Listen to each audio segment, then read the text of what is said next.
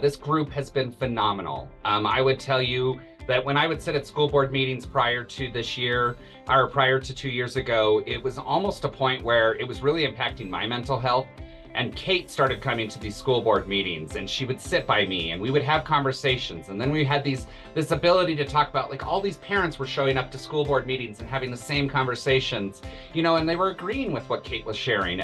She had started attending the meetings to spread just goodwill towards public education, towards teachers, towards students.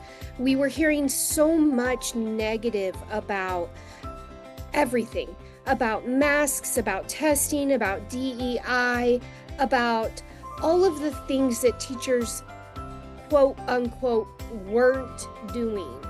And her group really wanted to spread positivity.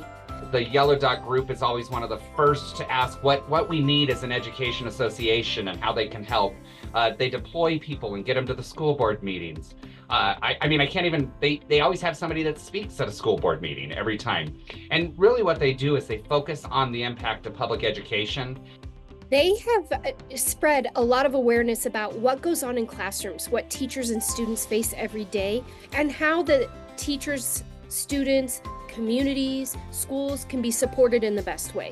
They show up and they activate and they bring with them an entire crew of people that are willing to do whatever it takes to support education. That they have their mission of basically public education builds community. And I think that's one of the most important things that we need and we want more of as we're moving through this time. And it's just keeping that at the front of everything they do. So really the importance of public education building community.